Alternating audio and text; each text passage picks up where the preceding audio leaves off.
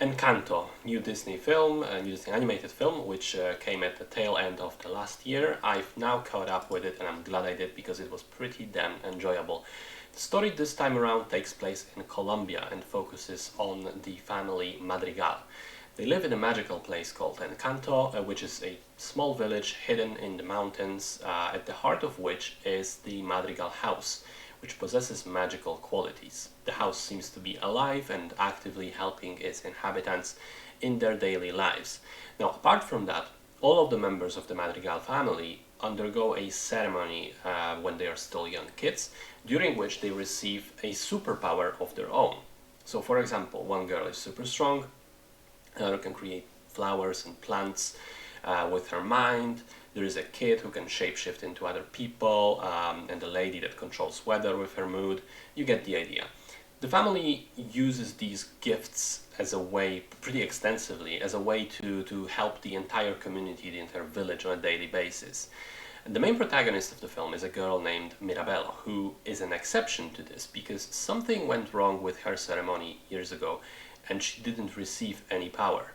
So being ordinary makes her unusual in this scenario, the sort of outsider of the family. One day Mirabel realizes that there are cracks appearing in the house and that the magic seems to be dissipating. And she then begins her quest to find out, first of all, what's happening, what's causing this, and then how to repair things before the magic is gone forever. But that's difficult because initially nobody believes her, and then when they finally do believe that something's wrong, she gets blamed for causing the trouble instead of praised for trying to fix it. So first things first, I really loved the setting of the film. It's been somewhat of a trend in recent years for Disney and Pixar to go outside of the usual Western culture for inspiration and also either modern Western culture or nondescript classic fantasy setting. And instead they've started basing their films in real countries and cultures around the world. So we've had Moana in Polynesia, Coco in Mexico, to a lesser extent also Brave in Scotland and Luca in Italy, and now Encanto in Colombia. I really love this trend, I have to say, because not only is it an opportunity to really make each of those movies stand out from each other in terms of the atmosphere, the color, the language, the general style, but it's also just great to experience elements of other cultures. It's a cool learning exercise for kids and for adults alike. And I've read that the filmmakers, as usual, did their homework. They went on a few research trips to Colombia and incorporated a lot of real stuff into the film. The environments, the way the houses look, the clothes, the family traditions, the hairstyles, the food, also the music. Songs were written by Lin-Manuel Miranda, responsible for things like Hamilton and In the Heights, and are very entertaining. I particularly liked the song focusing on the strongman sister. I thought it was excellent musically, but also really great as a narrative tool in the story. Second major point is that the film is wonderfully small in terms of stakes and scope. So usually in those children's films we'll have heroes saving the world, fighting dragons or witches, grand displays of magic and heroism and so on. This one is not like that. The stakes are not saving the world, but repairing strained family relationships. And the scope is also rather small. Most of the film takes place within the house or the village it's in. Only once do we go outside to the nearby river for just a moment, and that's basically it.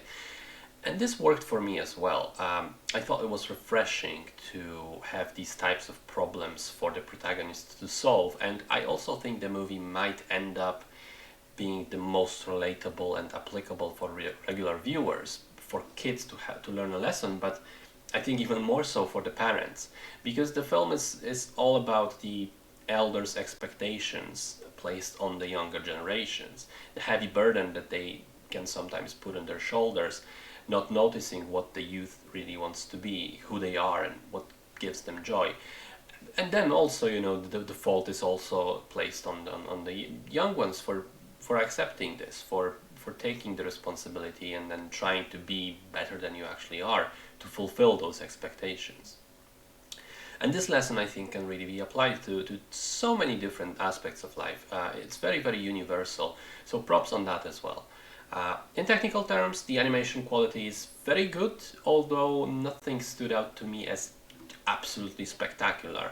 The songs are catchy and fun, and they serve the narrative. Oh, and also there's a couple of them which use this style of singing, which is different people sing different words at the same time to the same melody, and then together they create this sort of richer sound. And I've learned that that type of singing is called madrigal. I love those types of details.